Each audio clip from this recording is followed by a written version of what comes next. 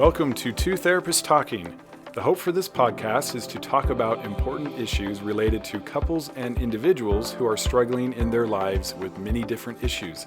I'm David Thompson, a marriage and family therapist. And I'm Sherie Christensen, marriage and family therapist. Please join us as we explore these issues together, and we hope you will learn and be enlightened along the way. Come find us at twotherapisttalking.com. Hello and welcome back to Two Therapists Talking. I'm David. And I'm Sherie. And we are building from the last episode on empathy and how to have empathy and what is it. So empathy skills building is the focus for last episode and this episode. And just as a recap, empathy is probably the most important thing we can do as we reconnect as a couple. And we had covered up through steps 1 and 2, but we also covered some really important rules to remember, which... So make sure you go back. Please, if you're jumping into this episode without listening to the last episode, it'll help a lot to listen to that one first. Definitely going to want to do that and learn a little bit more about empathy, what's important there, what it is, how you want to approach the process of having empathy with others. We want to give you a quick recap on those first 2 steps that we talked about last time. So that first step is that you have a conversation if you are sitting down to actually practice building empathy with each other and having this conversation. So again, we talked about you can do this whole process with just about anybody, anytime. But if you're sitting down to have a conversation and practice these empathy skills building, what you're going to do is have a conversation and say, hey, can we practice communicating? Can I practice being the listener, or can I practice being the speaker first, so that it helps set the two of you, if you're a couple doing this, in a really good space where you understand what you're doing. Like, okay, we're doing this exercise. Can be My very job helpful right now is to be the listener and to understand where this person is coming from. So you're both just on the same page with it. Yep. And the second step was the speaker then starts to speak. So they're sharing their story. They're sharing about an incident, an experience, something maybe current. It can be really about anything, but they just start to share. And ideally with some use of emotion words, feeling words, not like how we normally speak. We talked about this in the last episode. We might say, I feel like you never listen to me. Well, that's not an emotion. Definitely we get the idea of what you're saying, but we want to know more about emotions. That's what empathy is, for me to feel what you're feeling and to really just... Brene Brown talks a lot about this. She has a YouTube video where you climb down the ladder and sit beside him in the dark. So that's the idea. That's what we're trying to do. And so they use words and hopefully some emotion or feeling words. And we talked also about an emotion wheel. If you don't have one already, get an emotion wheel. Very important to have an emotion wheel. You can use words that are unfamiliar or that you just don't use a lot. Sometimes, for example, if I'm angry, I might just say angry, when there's a lot of words to capture anger, and they're all very descriptive, but give a little bit different meaning. Yeah. And that can be really helpful. Are you angry or are you embarrassed? Or that humiliated. Feels different. Humiliated. Or disrespected, or jealous, or numb. All very, they're so nuanced, but it matters. I love the emotion wheel. And we've talked in previous episodes about the emotion wheel. But if you are jumping in here, you can just Google emotion wheel. Yes. And the image, look for an image, a whole bunch of them will pop up. And they're really, really helpful, especially as you're trying to understand someone else. And they're saying they're so sad about something that happened, and you're able to get down to, wow, they're really feeling fragile and empty and embarrassed and remorseful and all of these. There's so many nuances to really understand what's going on for them better.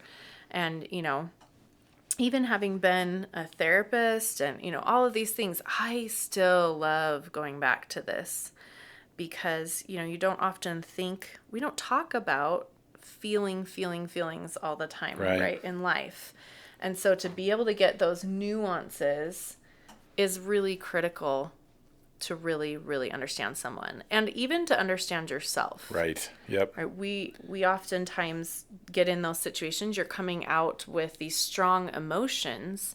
And what is that? What are you experiencing? And it can be easy to stay in this very narrow range of angry, sad, hurt sort of space and not really understand for yourself what is going on. And oftentimes I'll have couples that will talk about that as they're the one that is the speaker, and I'll have them hold the emotion wheel and say, okay, tell us a little bit, tell your partner a little bit about what's going on for you. And it's like their eyes get wide. Like, oh, I'm feeling this and this, and you really understand yourself better, not Yep. just your partner. Really good practice to just use more words. Words are power. The more words we know, the more words we use, the more powerful we become, in this case, at expressing and experiencing emotions. Yes. So very important. And with that, just the last little more is better, but we're going to say try to limit this sharing, right? This is not an hour-long process. And we mentioned that before. Try to stay with one topic, one focus. Keep it short. You really, don't want to spend a huge amount of time because it's hard. It takes a lot of emotional energy to hold space for someone else, especially when you're just new and practicing this. And especially when it's about you, right? Which is oftentimes the little tiffs that we get into or the frustrations that we get into with a partner. Oftentimes it's about the other person. And so you want to limit that. And the goal is that you're going to have lots and lots and lots of opportunities to do this. So you'll have opportunities to talk about all those things that are important to you and how they all connect. And practice makes perfect. And so as you start, especially as you start, keep it simpler just to kind of get the hang of it. So step one, who's who, speaker, listener. We have good intentions. We're going to do this. Now's a good time. Maybe not now, later, but we're going to do this. Step two, the speaker starts to share. Now we're on to step three. Well, of course, with that step two, I don't think we recapped just that the listening partner is going to be asking questions about what's going on. Right, and is getting more information, saying... Right, so as the listening partner needs on? more information, yes, they can ask questions. Absolutely. Definitely. Tell me more. What was that like? All of those kinds of things. It's not a quiz. You're not being graded, but you do want to do step three well, and so any clarifying questions from step two will help. And you might find you're going to go back to step two here, and I'll explain why. Because step three... Once the speaker is finished, whether you set the time limit or not, the listener then restates in their own words how they think the speaker feels. And you want to focus on emotion words. So something you could say is, if I heard you right, then you feel like blank. Or what I hear you saying is blank and you're feeling blank. It sounds like you're feeling this. I imagine you're feeling that. You want to be creative. This is where you want to take your time. And by the way, in any part of this process, you can take your time, slow down, process. If the speaker said, I feel sad when you yell at me, you don't want to say, okay, well, if I hear what you're saying, you feel sad when I yell at you. Is that it? I mean, you're not wrong. But again, that's kind of more sympathy than empathy. What we need to do is really get into the empathy. So what I hear you saying is you're sad when I yell at you. You feel, and now you're going to keep going and putting what they said into your words. You feel forgotten. You feel invisible. You feel inadequate. You feel, this is where you're adding to what they said to see if you really did understand them. And I like even maybe shifting a little more for you feel to maybe it seems like you feel, or it sounds like you might feel. Because one of the things that we have to help couples stay out of the spaces is telling someone else how they Mm-hmm. feel, right? And so as you're doing this, you want to offer rather than tell them like, okay, well then you feel this and this. It seems like you might feel humiliated Definitely, or definitely yeah. be in the spirit of you're curious and inquisitive and Mm-hmm. offering it back to them to see if you've got it. Yeah. And you can ask directly. Sometimes what I'll hear is, I understand that you feel. And it sounds more like a statement. And you don't really Yes. want it to sound Yeah. like a statement because I understand that you're feeling this. step four is important and it's coming. Mm-hmm. But step three, again, the speaker is done, the listener gives it back to them, but they're adding to it.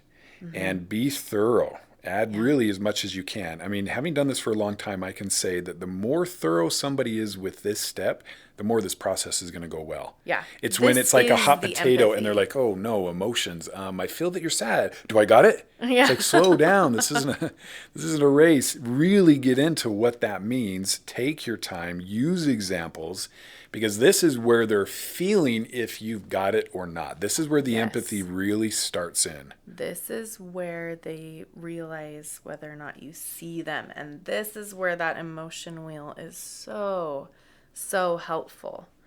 Because oftentimes when they're starting in that step two, they're hurting or they're angry and they're starting at those surface level emotions. And so being able to get down and reflect back to them and say, wow, yeah, it really sounds, again, you're putting yourself in their shoes with everything about them. If you were them in that situation, what might you feel? And really think through that and get down to some of those nuanced things that then they can say, which is my favorite part, is when they go, yeah, I was feeling humiliated, or whatever, that you've hit on something that they didn't even You realize. you sound like a hero. You really do. Yes. They love it. And often Mm-hmm. this is a situation where there hasn't been very much of it, Mm-hmm. unfortunately. So they're starving for it. Yes. Yeah. And think about that yourself when someone really gets it. Like It's like, really gets it. oh Yeah. my gosh, yeah, you really understood. And I didn't even realize that I was feeling that thing, and you realized that I was feeling that. It's really, really helpful. So this is where that empathy is really coming out, that you're able to share. So in that, then step 4, we're going to, as the listener, ask the speaker if you got it right. So you can say, do I understand how you're feeling? Is there anything that I'm missing? Or is there more that you want to share with me about that? Or those kinds of things. Did I fully hear you? Did I fully understand what you were trying to share with me? So you were not done with this process, and this is what David was talking about, where you're going to go maybe back up to 2 and 3, and really go back to, okay, well, tell me a little bit more about that. Help me understand more about what you were experiencing or feeling. And then you're going to continue to then step back into that step 3 and restate and find more words and really try to make sure that you understand every part of it. When they feel completely understood is when you've finished this step. So another helpful question is to say, okay, how much what percentage do you feel understood? Do you feel like I understand you 25% or 80%? The last little bit, the last little part of that is what is really, really critical. And if they don't have that 100%, then go back. What am I missing? What more do you have to share with me about this? I've learned definitely that the last little bit is the most important part. It's almost like what they have given you so far is maybe what they would normally give you, or maybe a little bit more because you're doing this process, but it's Mm-hmm. not quite everything. Yeah. And when it's not 100%. Well, you did a good job, like 95. Well, we want 100. So you go back, oh, well, tell me Yeah. more about that. And no pressure. Like, again, you're not being graded. This isn't a quiz or a test. And so you can say, okay, well, so tell me a little bit more about that. What am I And you missing? just kind of Yeah. go back to them speaking and you listening. I've found every time, really, that when you do that, because they didn't quite feel completely understood, what comes out next is the most important. And Yeah. that part, when they do feel understood, is where they go, okay. It really Yeah. does. And so, no free passes here. Even if they've done a great job and you're feeling more understood on something than you have in a long time, still, unless it's like they really get it. And what I'll often hear is like, well, yeah, I mean, kind of, you said embarrassed, but it's more like shame. You can say, Mm. okay, so tell me about that. Or you mean, is it like this and this and this? And that always is like the icing on the cake. Yeah. And it makes, again, step 5, which comes after this, even better. Yeah. You want that full relief space. That just, oh, And yes, you'll I've know it. been You'll know it when you get fully it. heard and seen. You'll get to where you can tell that it's not just by asking. So, do you feel Mm-hmm. completely understood? And they kind of squint their eyes and they wait a Yeah. sec, like they're thinking about it. Sure. Yeah. You'll I'm get almost to the some point little now where it's like, responses. okay, just keep going. Yeah. I'm Just missing it. keep It's going. all Yeah. right. Yeah. Nobody's in trouble. Keep Mm-hmm. going. Keep going. I love that. Just, okay, keep going. I want that little bit more. I find when, I'll talk to parents as they're teaching them how to talk to their children about, hard topics, that it's almost like this little onion layer. Like they kind of peel back this layer and they want to see how you do with that. Are you gonna Yep. honor them? Are you going to hold space for them? How are you going to treat these deep feelings and these this is a deep part of them. They're being really vulnerable with you. And that can be really hard, especially if there's any type of history of not seeing each other or hearing each other. Stepping into a vulnerable place is really Really good challenging. point. And Yes. so oftentimes they're just going to peel back a layer and they're going to offer it to you and they're going to see what you do with it. They're going to be, and especially kids will just watch you like a hawk. They really want to know, are you going to actually honor my emotions and feelings? Are you going to discount things? Are you going to throw me under the bus? Are you going to blame me and turn it back around? Or are you going to actually just hear me? And so a lot of this is tentative at the beginning. And so if you aren't getting it completely, it's because there's something bigger. And as you do this process and you are able to validate them and really hold space for them, then they'll pull back another layer if you keep asking, right? If you say, "Oh, is there more? Do I understand this?" They'll pull back another layer and offer that and say, "Well, this one's a little deeper. Like this is a bigger deal. Now are you going to reject me? Now are you Hmm. going to, what are you going to do with this?" And so if you do continue to ask, continue to make sure and you get that 100%, that is where they're going to be the most vulnerable with you. You've walked with me through this whole time and I've been kind of watching you, making sure. So I love the concept of making sure you get down to that last little bit, that full 100%. And this may be a place where you, as the listener, may be tempted to go into a little bit of shame if you don't get it and you keep not getting it. So you're trying really hard. So To is it like this? understand. And they're saying, well, not exactly. Do the best you can to not make this about how you're failing at it. You don't know how to do it. You're never going to know how to do it. You're Don't never going to make be it good at it. about you. Don't go into that. If you need to, and this happens, say, you know what, we've been at this now for 15, 20 minutes. Let's take a break. We'll come Yeah. back to this. I want to hear more because I'm missing something, but I'm kind of getting a little frustrated. If I'm being honest, I'm getting a little bit overwhelmed. I think I hear you. I trust you that you're telling me that I don't. I don't know why I'm not getting it. I just need to take a break. And Yes. that's okay. Whatever you do, don't go into shame around you should be getting it. You should be understanding it. Yes. There's lots of practice here. We're going to get better and better and better at this. And when you're doing this for the first time, this is kind It's of a weird tricky. thing, especially when we You're do getting it on in that here. bike, like we talked about last episode, It's weird. It really is. And trying to that's figure it okay. out. Yeah. Totally normal for that to be okay. Remember, you can do whatever. You can take your time. You guys are going to have lots of opportunities to practice this. Yeah, definitely. Take that time, really understand. And even if you need to write down, I have clients that are like, "Oh my gosh, say that again. How do I say that in that gentle way?" So if you need to go back and write down exactly how David said that, like, because it is, you want to be able to convey to them, and when you start getting that space of maybe feeling a little frustrated, it can be easy to say, I'm just not getting this, and come off maybe a little harsher when here they are, just like we were talking about, peeling back some of those layers and offering them to you and kind of seeing, like, are you going to honor that? Are you going to hold space for me? And so making sure that you haven't made it, that you don't make it about you, and you can say, I'm so interested and I really want to hear you. I really want to fully understand, and I don't know what's going on for me right now that I'm really struggling to.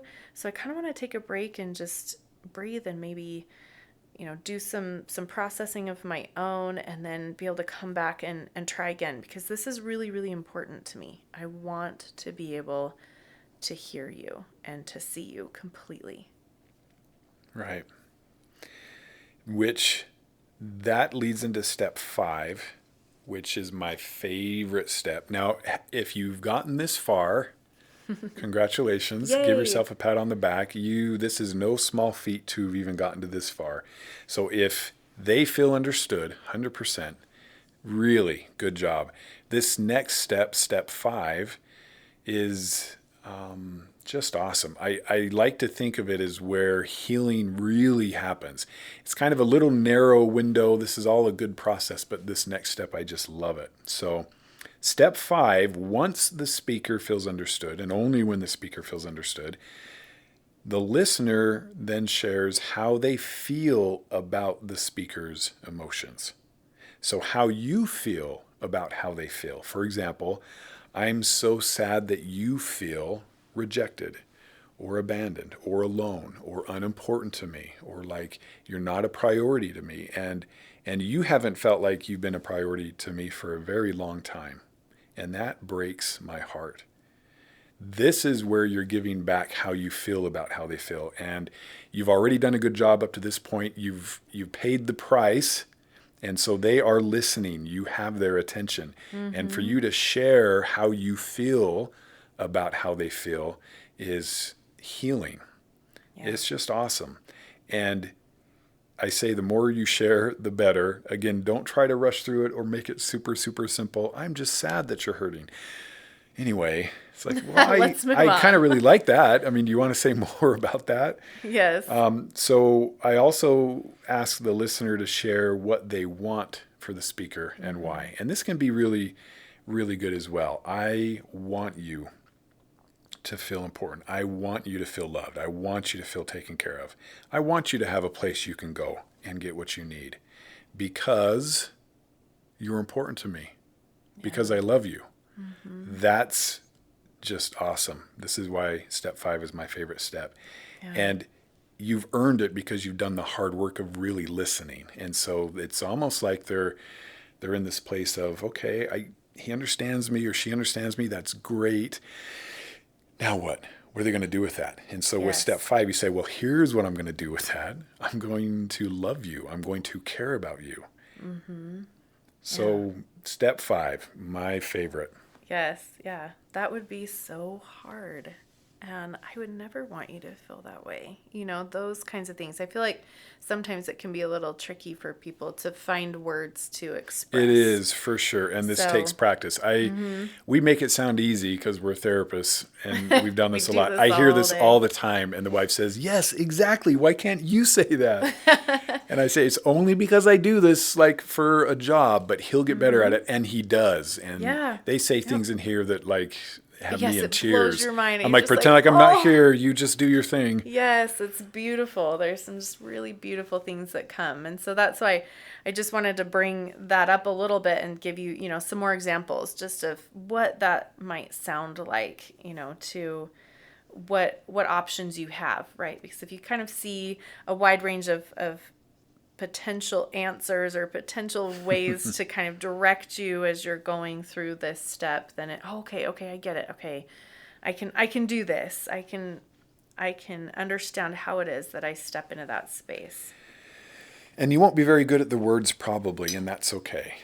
I Mm-hmm. think if you're sincere and genuine, they'll know it. I mean, this is Mm-hmm. felt more than it's just heard. There's meta communication, there's communication beyond our words, there's Yeah. our body language. There really is our energy, and it's felt. Yeah. And as Brene Brown has said, sometimes we say, I don't know what to say. I'm Yeah. just so glad you told me. And Yeah. that can convey a lot of feeling as well.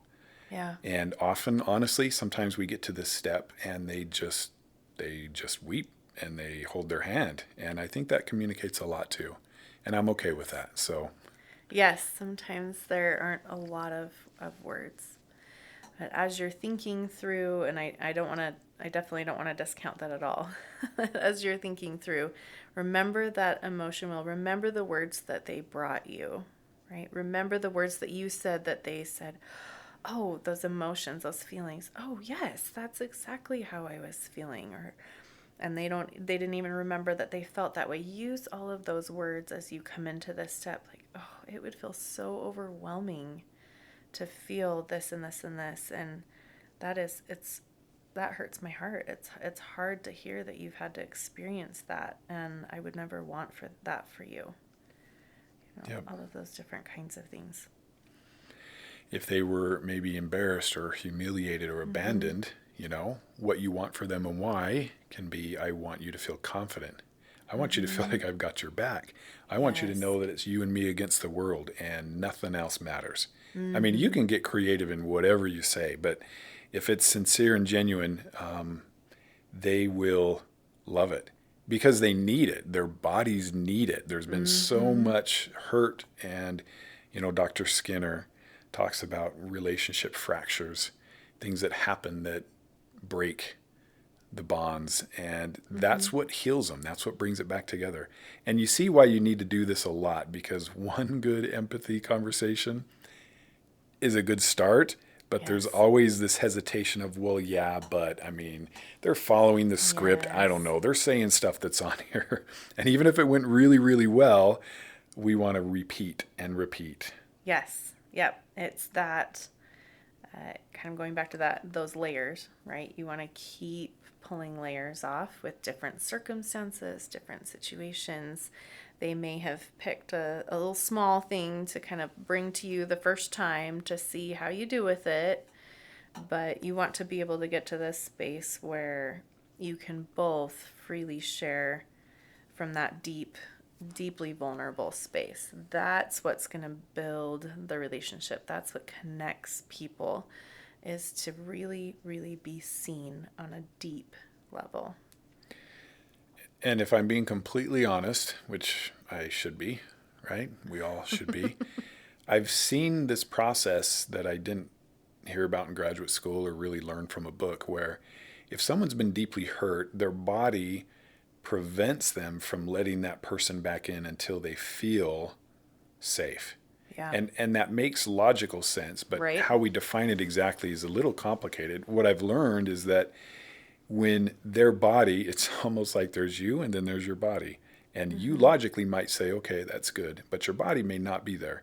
Mm-hmm. And I've seen that if your body feels that you feel the pain Mm-hmm. that that body has been through, then and only then does that body start to open up. And it's not a word thing. I tell guys all the time, for example, because they ask, well, how long is this going to take? And I feel like I'm doing everything I can. And I remind them, if you are really suffering for them and they feel that suffering, that's when this starts to turn. And Yes. it's not like, I don't know how I would even describe it exactly. Right? It's this wall, this just space, and it's not even a wall. It's internal. It's like like a shield that's almost molded to them a little Yeah. bit. And it makes sense that it's there. Mm-hmm. I mean, they're just protecting themselves. Yeah. They need to see you suffer. And it's not a punishing thing. It's not a deliberate thing. It's just if you suffer for Understanding. me, you're less likely to hurt me again. Yeah. That's just like in us deep down in our bones somewhere. Mm-hmm. If somebody abuses us, we're not going to let them back in until we've felt them feel our pain. Yeah. And you can't do it lip service. There is no other way. Mm-hmm. And that's where this in step 5 really comes out. And that's why these guys, I say, hey, if you can learn to do this well, and gals, it will make this process so much sooner. If there's hope, this is how it'll be found. I really believe that. Yeah. And I really like that you brought up that, it's the feeling of it. So when you're going through all of these steps and you're trying to understand, and you're in step 2 asking questions, and you're in step 3 and you're restating in your own words and all of that, it's the feeling that's there. It's not just the word that, oh, you got the word that meant what they were experiencing. It is the feeling behind it, like, oh wow, yeah, you felt this. And you can feel it in your own body when Yep. you are feeling for them, when you are understanding them, you are feeling a little bit of that. And you can sense it in your own body. So if this is something you haven't really done in your life, or it's something that you're trying to get better at, really start to, practice that. You can practice this on your own. You can actually practice this like watching a movie or something like that, where you have an experience where you're seeing someone else experience something, and you really try to step inside of yourself and feel what that would be like. And notice what happens to your body. Notice where you feel those things in your body. And that's when you've developed, or you're getting to that empathetic space. And I don't know where you feel it, David. I usually feel it in my chest, in my heart. Like there's almost just a little bit of an ache, or just a space that expands. I don't know if that's where you feel it. Mm-hmm. Yep, just right deep in the center. It's deeper than you think your body could go. Mm-hmm. In my brain, I'm like, well, what is this? I don't know, like It's 8, through. 12 inches Yes. through. Somehow it Yes. feels like it's like 5 feet deep down in there. Yes. It doesn't even make sense, but definitely right in your core. And the emotions you can tell they're just healing. They're affirming. Mm-hmm. I matter, and Validating. you matter, Yes. and we matter. Yes. And we need it. That is the most critical piece. So I love that David's saying this is the step where you can get to it in your 3, step 3, understanding, and 4, and restating, and on all of that. But if you can feel that, this is the skill. This is empathy. It's not just the words. It's not just the figuring out the nuance of what it is that they're feeling. It is actually feeling that yourself. And so it may be something that you want to practice outside of just these conversations, especially if you don't feel like it's a skill that you're particularly adept at this point in your life. Being able to get to that space is where you want to get to. And that's what connects. It goes through that kind of wall type of a thing that we're talking about, that critical space where we do our emotional safety. And I'm sure we can do an entire episode on that too, that it's critical to our well-being, just It as really important is. as our physical safety. And so you have to be able to get into a space where you can feel, and I like that concept, that suffer concept a little bit. And it's not that, again, that punishing space, but it's that I see you and I feel that from you, and that melts it away. It melts those walls and protections, because they know they're going to be safe with you. Yes, I love it. Okay. Or step 6. Step 6 is a fun one. if it's appropriate, redo the situation. Have a do-over with what should have happened, what you, the listener, would have said or done differently if you could go back and do it all over This again. one's a good one. It doesn't always Right? fit based on the issue, but if it's anything about you, it's a cool step. Yeah. And again, it's another just cherry on top where they're feeling understood, they're feeling all these good things, and then you say, you know, if I could go back, I would have said, let's go for a walk. I would have said, tell me more about that. I would have made sure I came home early because I knew it was a get Important to together you. and important to you. Yeah. It's kind of like, hey, my feelings are good. I'm feeling good. And now we're just going to even do more and say, if I could do it over again, I just would have freaking come home early. What am I doing? And they're like, Yeah. oh, okay. Because you're important to Because me. you're important And I to missed me. it. I was just a knucklehead and I straight up missed it. I should have done this. And that can be really meaningful. All of this is meaningful. Yeah. But redoing is just kind of it's a fun one. I don't know if fun quite fits. I like it. I think it's fun. Yeah. It really, again, it's going to take that melting, it's even further. It's that it's a way to make amends or restitution without, you can't go back and, be home on time and not miss something that's important, right? You can't fix that necessarily per se by rewinding, but it's a way to say this is what I would have done. It is an amends in a way to put that extra little bit on the top, even if you didn't mean to miss something, or you didn't mean, or there isn't a maybe if their facts even are inaccurate around the situation. Right. Yep. It can still be that space of, oh, if you were feeling that, and if that was really what was going on for you, this is what I would have done a little differently. Yes. And the final step, we made it, step 7, is to problem solve. Yes. Against the important rules to remember where we said do not problem solve. Step 7 is problem solve, but only if necessary and only with the speaker's permission at this point. Don't jump right in, say, how can we talk about this? Don't problem solve before this step, no matter how tempting it is. Mm-hmm. And remember, problem solving is going to focus on their concern, not yours. Mm-hmm. And again, you may have just already problem solved, right? Again, this whole process. That's why it's only if necessary, because the understanding is often the solving. It really is. Most of the time. Most of the time. It really, really is. That was the point. And so you've already gotten to that point. So this, again, only with their permission, only if they're wanting that from you. And I'm thinking, I want to bring up another point now that we've gone through these steps. I've learned also that what will change future harmful, negative behavior more than anything is to actually feel the full weight of the impact of your decisions. Mm-hmm. There's this idea, right, that if you're not completely honest, you're avoiding the consequence. And if you avoid the consequence, you don't learn. So let's say I'm looking at porn and masturbating and I'm keeping it from my wife.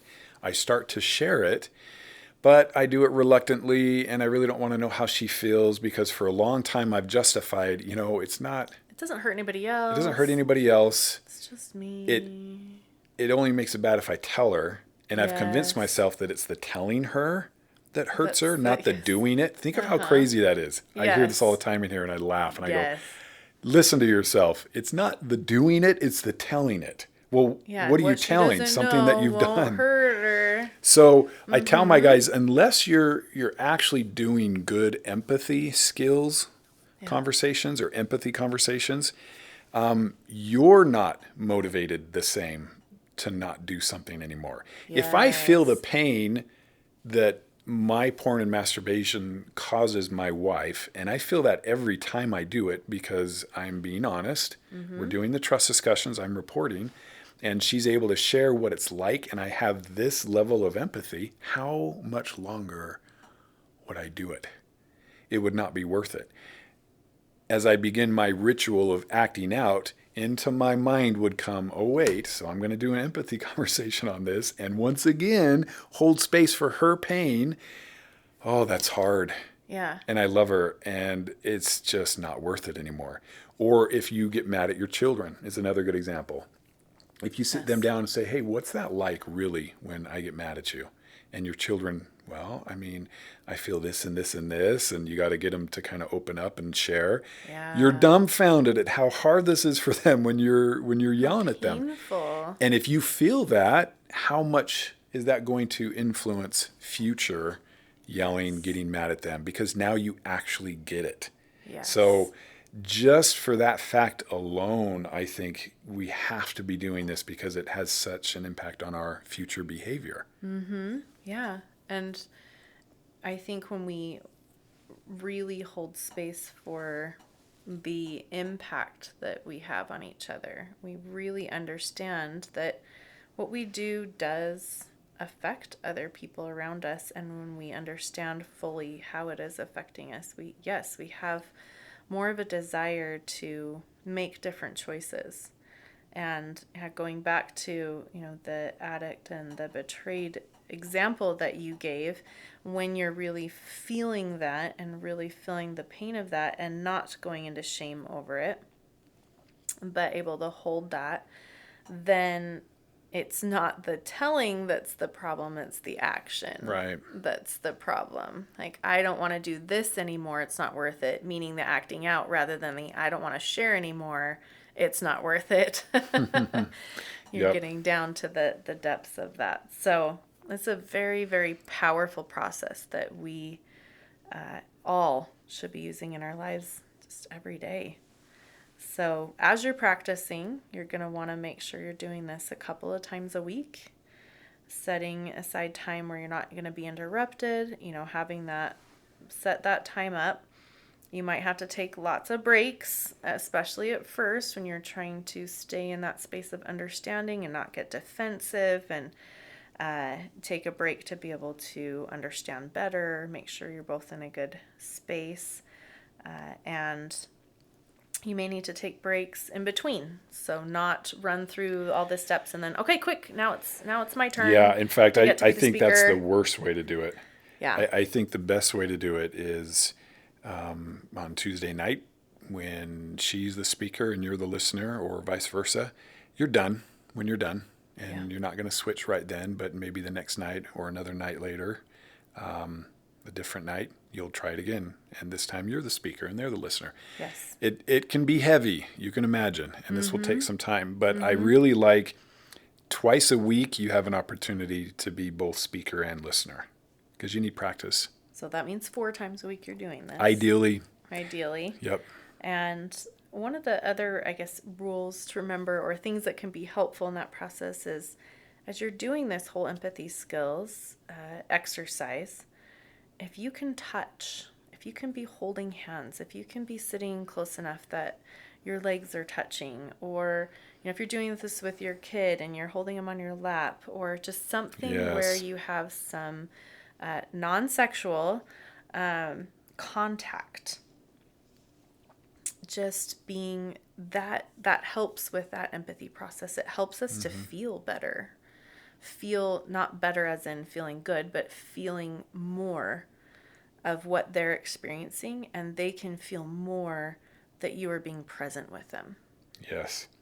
This one is a really good one. I mean, you'll notice if you're holding hands, let's say you're walking and holding hands, but you get into an argument, first thing you do is you let go. Yes. There really is something about physical contact, and it Yes. helps to keep things de-escalated when you're touching. It's just how we're built.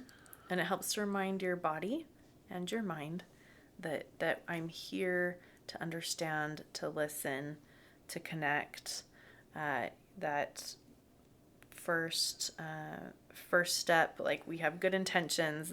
We're doing this in good faith, trying to understand each other. And so as you're doing that, as you have that physical connection, it helps remind both of you of that space. Yep. Love it. Okay. We made it. We made it all the way through this empathy skills concept, and we hope you really enjoyed it. And make sure you listen to both of those episodes so you get all the details. Thank you for joining us, and we will see you again next time. See you again. Thank you for listening to Two Therapists Talking. We look forward to sharing more conversations with you. Connect with us at twotherapisttalking.com or email podcast@twotherapisttalking.com.